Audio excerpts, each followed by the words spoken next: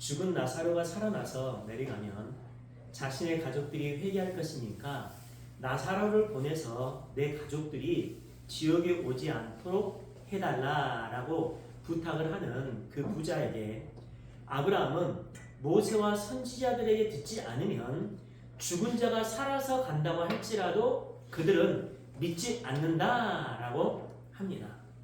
모세와 선지자들에게 듣지 않으면 죽은 자가 살아나가서 절대로 믿지 않는다. 그 말은 기적을 통해서 믿음이 생기고 구원받을 수 있다고 생각하는 부자, 즉 바리새인들의 신앙이 잘못된 것이라는 결론입니다. 우리나라 교회에서도 알아먹을 수 없는 그런 방언을 하면 믿음이 좋고 치유의 능력, 기적과 이사를 보이면 진짜 하나님의 종이라는 잘못된 종교관이 기독교를 병들게 했어요.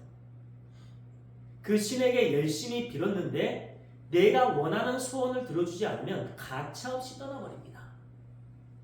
그 종교의식 속에는 하나님이 주체가 아니라 내 자신이 주체가 되어서 하나님을 부려먹어요. 그런 부자와 같은 잘못된 신앙관을 가지고 있는 종교인들이 섬기고 있는 신은 장난감에 불과합니다. 장난감은 내 기분을 위해 가지고 놀기 위해 사는 것이지 섬기기 위한 목적으로 사는 사람은 한 명도 없어요. 그리고 실증이 나면 버려버리는 것이 장난감입니다. 그러나 하나님을 섬기는 것은 피조물의 창조의 목적이고 본질이기 때문에 나라는 존재가 피조물이 있어야 할 원래의 자리인 객체의 자리에서 창조주만을 섬기는 삶을 살아가게 되어 있어요. 그것이 신앙입니다. 부자 지향성을 가지고 살았던 이스라엘 백성들이 자신의 종교성을 들켰던 적이 있습니다. 스스로는 하나님을 잘 섬긴다고 했는데 실제로는 아니었던 것이 금송아지 사건이었어요. 이스라엘이 하나님을 섬긴다고 하고 애굽에서 인도해 주신 하나님을 사랑한다고 하니까 이스라엘이 그런 고백을 해요. 그러니까 하나님이 그렇다면 너희들이 사랑하는 하나님을 만들어 보라고 했는데 귀에 있는 귀고리를 뽑습니다. 창세기에서 야곱이 상수리 나무 아래에 우상들을 묻을 때 귀고리를 뽑아서 함께 묻었어요. 당시 사람들은 귀고리를 수호신이나 우상으로 가지고 다녔습니다. 그 귀고리를 가지고 자신들이 믿는 하나님을 만들었는데 금송아지가 나왔어요. 그리고 그 송아지가 자신들을 애굽에서 인도하여 낸 하나님이라는 고백을 합니다. 출애굽기 32장 4절. 함의 후예가 애굽과 가나안입니다. 근데 그 송아지는 그 가나안의 풍요의 신이었어요. 그들이 하나님을 섬긴다고는 했지만 결국은 신을 이용해서 내 풍요를 채우는 나를 섬기는 것이었어요. 그것이 부자에 대한 개념입니다. 이스라엘은 광야에서 자기들이 부자 지향적이라는 것을 들킨 거예요. 명확하게 들킨 겁니다. 오늘날의 교회가 하나님을 섬긴다고 하면서도 너무나 많은 영역에서 그 부자 지향성을 들키면서 살아가요.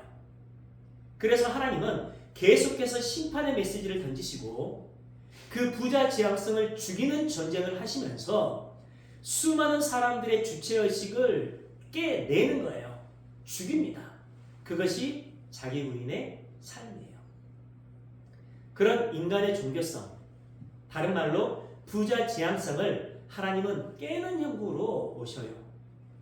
그들의 부자 지향성이 드러나자 하나님은 그 자리에서 3,000명을 죽여버립니다. 3,000명을. 출애굽기 32장 1에서 4절입니다. 백성이 모세가 산에서 내려옴이 더딤을 보고 모여 백성이 아론에게 이르러 말하되 일어나라 우리를 위하여 우리를 인도할 신을 만들라. 이 모세 곧 우리를 애굽에서 인도하여 낸 사람은 어찌 되었는지 알지 못함이라. 이거 뭔 말이에요? 이스라엘 백성들이 하나님만 바라보고 하나님만 섬겼던 게 아니라 모세를 통해 역사했던 하나님을 본 거예요. 그러니까 그 모세가 사라지니까 하나님이 같이 살아있는 것처럼 여겨지는 거죠. 그래서 하나님은 여전히 이스라엘과 함께 계시고 모세만 하나님과 언약을 맺기 위해 그들의 눈에 보이지 않는 곳으로 갔을 뿐인데 모세가 보이지 않음으로 인해서 하나님이 보이지 않는 것으로 여는 거예요. 이 잘못된 신앙관, 이게 부자지향성입니다. 2절, 아론이 그들에게 이르되 너희 아내와 자녀의 귀에서 금고리를 빼어 내게로 가져오라. 모든 백성이 그 귀에서 금고리를 빼어 아론에게로 가져가매. 귀고리를 빼내 가는 거죠. 아론이 그들의 손에서 금고리를 받아 부어서 조각칼로 새겨 송아지 형상을 만드니 그들이 말하되 이스라엘아 이는 너희를 애굽 땅에서 인도하여낸 너희의 신이로다 하는지라. 하나님만을 바라보고 하나님만을 섬기면서 하나님께 모든 삶을 바치고 생명까지 바쳐야 했던 제사장부터 이런 행색으로 살아갔어요. 그러니까 세상의 모든 인간은 자기 자신을 위해 살아가게 되어 있어요. 그 상태에 있는 무리 중에 하나님의 은혜가 덮여서 하나님이 일방적으로 덮어주시는 거죠. 덮여서 그들의 일부를 구원해 내십니다. 그렇게 나 중심적인 삶을 살아가고 있는 이스라엘에게 어떤 본이 내려지는지를 보세요. 출애굽기 32장 26에서 28절. 이에 모세가 진 문에 서서 이르되 누구든지 여호와의 편에 있는 자는 내게로 나오라 하며 레위 자손이 다 모여 그에게로 가는지다.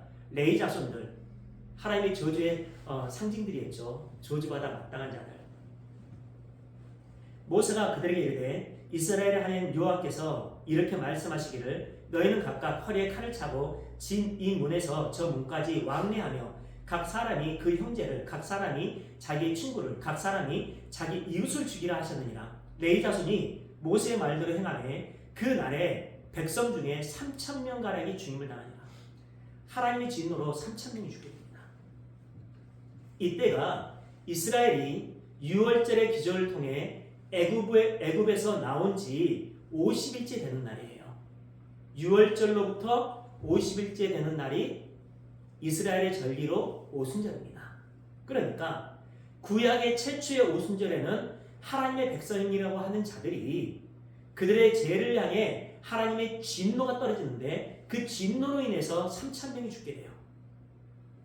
잘 정리해 보세요. 신약의 오순절까지 갈 겁니다. 그것을 율법이라고 합니다. 그것이 구약이에요. 죄를 지으면 죽어야 합니다. 그들이 왜 죽었습니까? 이스라엘이 자기의 부자 재앙성 때문에 하나님을 알아보지 못한 거예요.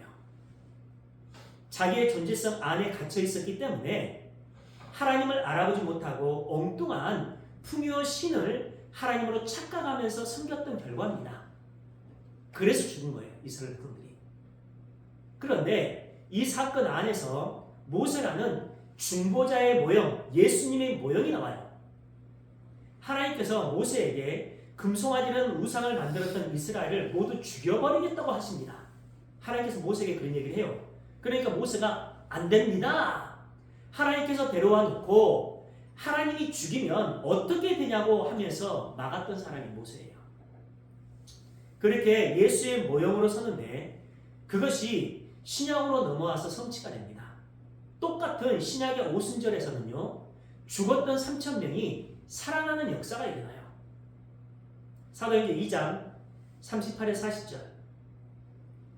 베드로가 이르되 너희가 회개하여 각각 예수 그리스도의 이름으로 세례를 받고 죄 사함을 받으라. 그리하면 성령의 선물을 받으리니 이 약속은 너희와 너희 자녀와 모든 먼데 사람 곧 주 우리의 하나님이 얼마든지 부르시는 자들에게 하신 것이라 하고 또 여러 말로 확증하며 권하여 이르되 너희가 이 패역한 세대에서 구원을 받으라 하니 그 말을 받은 사람들 이 부분을 기억하세요. 그 말을 받은 사람들은 세례를 받음에 이날의 신도의 수가 3,000이나 더하더라. 이날도 오순절 날입니다. 오순절 날. 하늘의 하나님이신 예수님이 여전히 자기 자신을 우상 삼아 살고 있는 세상의 부자들에게 너희는 너희 자신을 우상 삼아 살고 있는 금송아지 만든 죄인들이니까 회개하라 라고 복음을 전해요. 자칭 착하게 살고 있었고 종교 행위를 열심히 하고 있었던 사람들에게 자처했잖아요. 스스로 너희들이 금송아지를 만들어서 섬겼던 죄인이니까 회개하라고 복음을 전하자 세상이 모두 합의해서 어떻게 해요? 그 예수님을 죽여버립니다. 그랬잖아요. 창조주 하나님을 내 소원이나 들어주고 내 병이나 고쳐주면 되지 왜 내 죄를 지적하냐는 거예요. 그들은 하나님을 풍요의 신으로 오해하면서 섬겼던 것입니다. 풍요의 신으로. 오늘날의 교회가 그렇게 예수님을 내 소원이나 들어주고 내 병이나 고쳐주고 내게 복을 주는 풍요의 신 정도로 여기면서 섬기고 있어요. 그 1등 공신을 했던 사람들이 목회자들입니다. 그래서 여러분들 목회자들을 위해서 기도 많이 해주십시오. 그래서 하나님께서 뭐라고 말씀하세요? 모두 죽이라 라고 진노를 하셨던 거예요. 이스라엘 백성들에게. 하나님의 이름을 부르면서 실상은 자기가 원하는 것들을 얻어내는 자기 자신을 섬기고 있는 교활한 인간들이 하나님을 죽이는 사건의 주범들이었다는 결론이에요. 그 사건이 십자가라는 실제로 나타났던 것입니다. 그래서 요한은 계시록에서 세상 전체가 예수님이 십자가에 못 박히신 곳이라고 딱 결론을 내려버려요. 세상 전체가 예수님이 십자가에 못 박힌 곳이다. 이 세상 전체가 하나님을 죽인 자들의 집이라는 결론이에요. 요한계시록 11장 8절입니다. 그들의 시체가 그들이 누굽니까? 두 증인 교회예요. 교회. 그들의 시체가 큰 성 길에 있으리니 큰 성은 바벨론 이 세상을 상징합니다. 거기서 증인들이 적그리스도의 공격을 당해서 죽임을 당해요. 큰 성 길에 있으니 그 성은 영적으로 하면 소돔이라고도 하고 애굽이라고도 하니 곧 그들의 주께서 십자가에 못 박히신 곳이라. 바벨론, 소돔, 애굽 세상이 예수님을 십자가에 못 박았다는 거예요. 이 세상 전체가 소돔이고 이 세상 전체가 애굽입니다. 그러니까 선악과를 따먹은 아담 이후로 세상에 있는 모든 사람들은 죄인이고 그 모든 사람들이 예수님을 십자가에 못 박아 죽인 것이라는 거예요. 그런데 그렇게 죽은 살인의 현장에서 자신을 죽인 그들의 죄를 흡수하시고 그들의 죄가 되셔서 죽어버리셨어요. 예수님이. 그 사건으로 인해서 그들의 모든 죄는 없어지고 거룩한 자로 회복되는 것입니다. 그것이 하나님의 사랑이고 하나님의 은혜예요. 그래서 바울이 에베소서에서 하나님의 사랑의 넓이와 높이와 깊이를 깨달아 알라라고 선언을 합니다. 그게 핵심 포인트라는 거예요. 우리 신앙생활에. 다시 사도행전 2장으로 돌아가 볼게요. 베드로가 신약의 첫 번째 오순절에 그 예수 그리스도의 십자가 복음에 대해 설교를 했는데 그 복음을 알아듣는 자들이 생겼고 그 수가 3,000명이었습니다.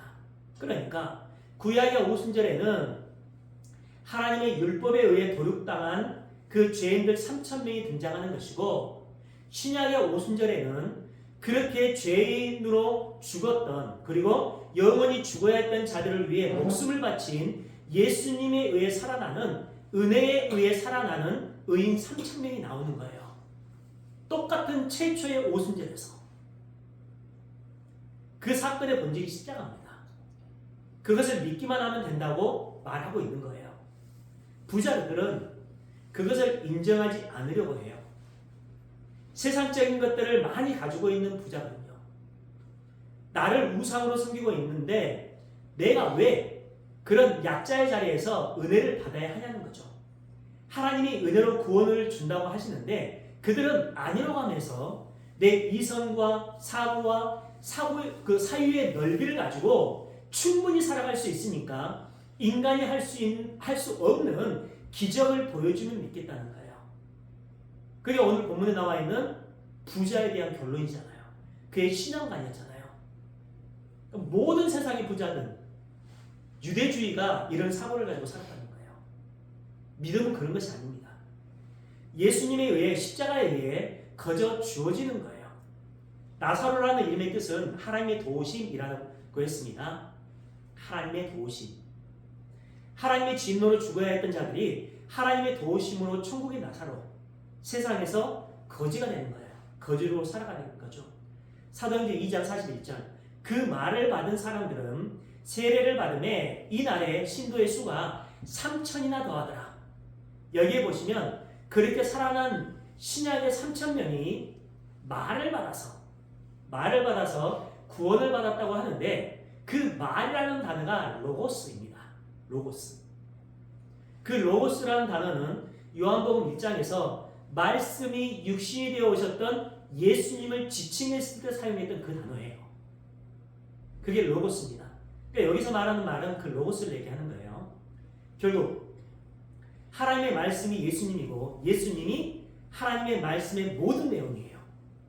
그 로고스, 예수님을 알아보지 못하고 온 세상이 합의하여 죽였는데 은혜의 성령님이 오시자 그 죽임당한 로고스, 말씀, 예수님을 받아들이는 자들이 생기더라는 거예요. 그들이 성도입니다. 그래서 우리가 그 하나님의 로고스를 받아들임으로 인해서 이 시간도 주님의 예배 앞에 우리가 있는 거예요. 그리고 그 말씀 앞에 아멘으로 화답하고 있는 겁니다. 그러니까 말씀을 믿는다, 말씀을 받는다, 복음을 이해한다라는 것은 하나님의 은혜로, 성령의 은혜로 예수 그리스도를 믿는다, 예수님의 십자가를 이해한다, 예수님이 주와 그리스도라는 것을 이해한다라는 말과 같은 맥락입니다. 그렇게 구원과 유기는 오직 말씀, 로고스에 의해서만 구별되고 판단되어집니다.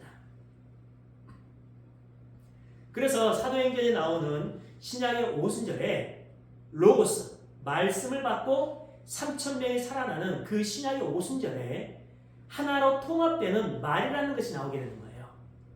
그것을 방언이라고 합니다. 방언. 여러분, 방언에 대한 정의를 명확하게 내려놓는 게 중요해요. 사람들이 이 부분을 놓치고 있다 보니까, 이 부분에 대한 설교를 안 듣다 보니까, 또 그 설교를 하지 않다 보니까 방언이라는 것이 엉뚱한 곳으로 가는 경우가 많습니다. 그런다고 해서 우리가 생각하고 있는 그 방언을 제가 부인하는 게 아니에요. 저도 기도할 때 그 방언을 합니다. 일반적으로 우리가 알고 있는 그 이상한 언어의 방언은 모든 종교에 있어요. 불교에도 있습니다. 우상 숭배자들도 하는 자들이 굉장히 많습니다. 성경은 그런 종류의 방언을 말하는 것이 아니라 역사 내내 받아들여지지 않던 하나님의 말, 방언이 어떤 무리에게는 받아들여지는 역사가 일어났다는 것을 보여주는 거예요. 잘 정리해 보세요. 하나님의 말씀은 모든 인류에게 계시로 주어지는데 모든 인류가 하나도 알아듣지 못했다는 것을 로마서 1장에서 보여줍니다. 그것이 방언이 가지고 있는 의미예요. 죄인들은 하나님 나라의 계시, 언약, 말씀을 전혀 알아들을 수 없는 심판과 진노의 개념을 가지고 있는 것이 방언이에요. 심판과 진노의 개념을 가지고 있는 것이. 그런데 성령이 임하시자 그 방언을 제자들이 각기 다른 나라의 방언으로 말하는데 거기에 있는 모든 사람들이 각각 자기가 알아들을 수 있는 한 가지 언어로 알아들었다는 것입니다. 그게 오순절날 방언에 대한 개념이에요. 그렇게 못 알아듣던 말을 성령에 의해, 은혜에 의해 알아듣게 되었는데 그 성령이 어떻게 오셨습니까? 십자가로 오셨잖아요. 십자가로. 그 십자가의 완성은 예수님께서 죽으시고 다시 살아나신 사건, 그 사건으로 인해서 성도의 죄가 사해지고 하나님 나라의 백성으로 완성되잖아요. 그 성도의 죄가 사해지고 하나님 나라로 완성되어지는데 그 사건을 통해서 하나님의 백성들이 살아나는 그 십자가의 완성으로 성령께서 오신 거예요. 그래서 그 십자가를 완성하시고 예수께서 올라가시면서 성령을 보내신 거죠. 그 이야기를 하기 위해 사도행전에서 처음으로 방언이 등장하는 것입니다. 그것이 오순절 마가의 다락방에 임했던 성령의 역사로 나타난 방언에 관한 사건이에요. 사도행전 2장 1절에서 11절입니다.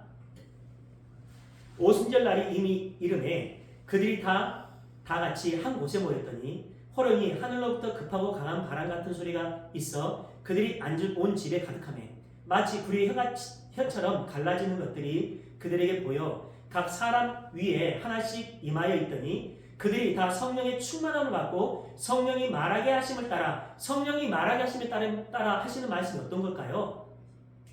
예수 그리스도를 증언하는 죄에 대하여 의에 대하여 심판에 대하여 밝히 보여주는 거라고 그랬잖아요. 성령이 오셔서 하심을 따라 다른 언어들로 말하기를 시작하니라. 그때에 경건한 유대인들이 천하 각국으로부터 와서 예루살렘에 머물러 있더니 이 소리가 나매 큰 무리가 모여 각각 자기의 방언으로 제자들이 말하는 것을 듣고 소동하여 다 놀라 신기하게 여기는데 보라 이 말하는 사람들이 다 갈릴리 사람이 아니냐?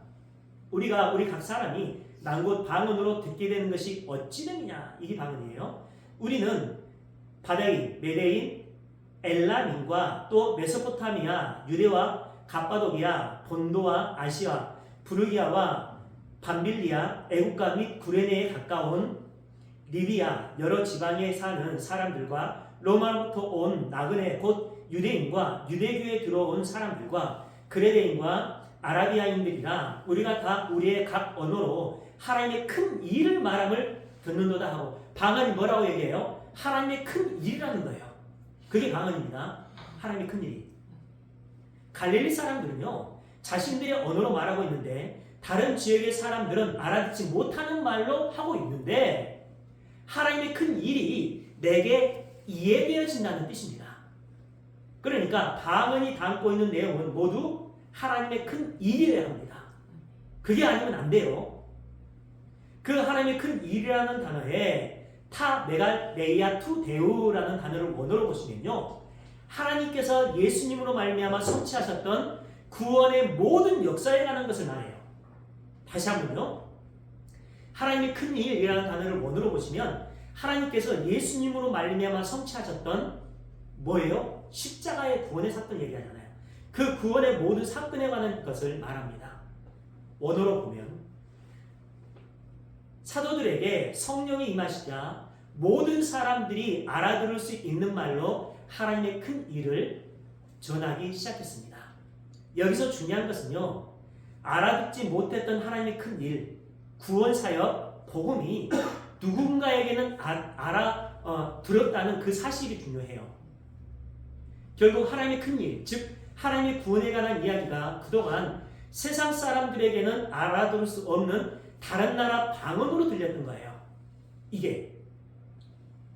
그런데 예수님의 십자가의 부활 그리고 승천으로 말미암아 성령이 불의 혀같이 임하시자 그 각기 다른 방언들이 자기들이 이해할 수 있는 말로 하나가 되더라는 거예요. 하나가 되더라는 거. 그 방언의 내용이 구원의 본질인 복음인데 그 하나님의 큰 일이 알아들을 수 없었던 방언에서 이해할 수 있는 말씀이 되니까 구원이 일어나더라는 겁니다. 그것이 3,000명이 살아나는 부자가 나사로가 되는 기적이 일어난 거예요. 그 이야기를 하고 있습니다. 그러니까 기독교의 방언은 오직 하나님의 큰 일, 즉 예수 그리스도의 십자가 복음에 관한 내용이어야 해요. 그런데 그 방언이 알아들을 수 있는 말이 되는 기적이 성령 강림에 의해 성취되었다는 것은 성령이 임하시면 알아들을 수 없는 방언이 터진다는 것이 아니라 이해할 수 없었던 하늘의 계시인 복음이 죄인들에게 이해되기 위해서는 하나님의 은혜가 아니면 불가능하다는 것을 보여주기 위해 성령에 의해 방언이 터지는 것이고 그 하나님의 큰 일이 알아들을 수 있게 되는 것이고 거기에서 구원이 일어나게 되는 겁니다. 그 이야기를 하고 있는 거예요. 여러분. 그러니까 어떤 신비주의 속에 들어있는 그러한 개념의 말씀이 아닙니다. 이 오순절 성령 강림에 대한 방언에 대한 말씀이 죄인들에게 가려져 있었던 그들에게 아무리 선포를 해도 그들이 믿지 않았던 구원의 본질 그게 신약시대에서 있었잖아요. 진짜 구원이신 로고스 말씀이 세상에 오셔가지고 그들에게 너희들 잘못된 신앙관이야 라고 했잖아요. 회개하라 천국에 가까웠느니라 라고 했잖아요. 그랬을 때 그들이 어떻게 해요? 그 복음을 알아듣지 못합니다. 그 이야기를 하고 있는 거예요. 절대로 알아듣지 못해요. 그래서 그 예수를 십자가에 못 박아 죽여버렸잖아요. 근데 성령이 임하시자 그 복음을 알아듣는, 큰 일을 알아듣는 자들이 생기더라는 겁니다. 그러니까 옛날에 방을 받으러 가면서 때리고 이상한 말을 하게 했던 그런 것은요, 방언의 본질이 뭔지를 잘 모르는 상태에서 나온 것들이에요. 근데 그 방언이 세상에 생기게 된 원인이 있잖아요. 원인이 뭡니까? 창세기에 나오는 바벨탑 사건이잖아요. 바벨탑 사건. 그 사건과 이사야서에서 나오는 방언에 관한 사건은 부활주일 이후에 제가 이어서 나누도록 하겠습니다. 그래서 방언이라는 것이 심판의 메시지를 담고 있다라는 얘기를 했는데요. 바벨탑 사건만 보면은 우리가 왜 그 방언이라는 개념이 심판의 개념을 갖고 있는지를 추론해 알 수 있어요. 그래서 이런 방언이라든지 우리가 알고 있는 기적 행함, 병 고침의 행함, 그런 것들의 본질을 우리가 명확하게 알지 못하면 이상한 심리주의에 빠지게 되어 있어요. 여러분, 이단들도요, 무속 신앙인들도 병 고치고 막 귀신 쫓아내고 합니다. 그렇죠? 주님께서 그런 것들을 주기 위해 이 땅에 오셔서 그런 행위를 하셨겠다는 거예요. 그래서 예수께서 병든 자들을 고치시면서 뭐라고 말씀하십니까? 너 병이 나았다. 너 병이 깨끗하게 됐다. 다시는 병들지 않을 것이라고 하지 않고 내 죄사함을 받았느니라 라고 얘기를 하잖아요. 그렇죠? 그 죄사함, 죄가 어떤 겁니까? 사망의 증상으로 나타나는 게 죄잖아요. 사망의 사람들이 사망하는 그 본질이 죄잖아요. 죄 증상으로 나타나는 게 사망이잖아요. 그래서 죄인들은 모두 사망하게 되어 있잖아요. 그래서 그 사망의 증상으로 나타나는 게 병들고 사망하는 것인데 그 병든 것들, 그 사망에서 건져내시고 나서 내 죄사함을 받았다라고 하는 것은 예수님께서 그 사역을 해나가시는 본질이 인간의 죄사함에 있다는 거예요. 그게 십자가잖아요. 그 본질을 얘기하기가 목적입니다. 그래서 우리가 이런 방언이라든지 또 병고침의 그런 은사들, 그런 것들이라든지 그런 것들을 바라보면 그 믿음의 본질, 복음의 본질을 우리가 바라보는 게 굉장히 중요해요. 그쪽으로 우리 신앙이 가는 게 굉장히 중요합니다. 부자는 그걸 깨닫지 못했어요. 그래서 아브라함에게 내 아버지 아브라함이여 나는 유대인입니다 라고 자처럼 나는 이렇게 열심히 신앙생활을 했어요. 하나님을 이렇게 열심히 섬겼어요 하면서 뭐라고 얘기합니까? 죽은 나사로가 살아서 가면 내 가족 5명이 이 지긋지긋한 지옥에 오지 않지 않겠냐. 기적을 보면 하나님을 믿지 않겠냐라고 얘기하잖아요. 그랬을 때 아브라함이 뭐라 그래요? 너희들과 함께하는 모세와 선지자들의 말을 듣지 않으면 아무리 죽은 자가 살아간다고 하더라도 그들은 절대 네 예수 안 믿는다. 다 십자가에 못 박아버린다는 거예요. 그 이야기를 하고 있는 겁니다. 다음 주에 이어서 나누겠습니다. 기도드리겠습니다.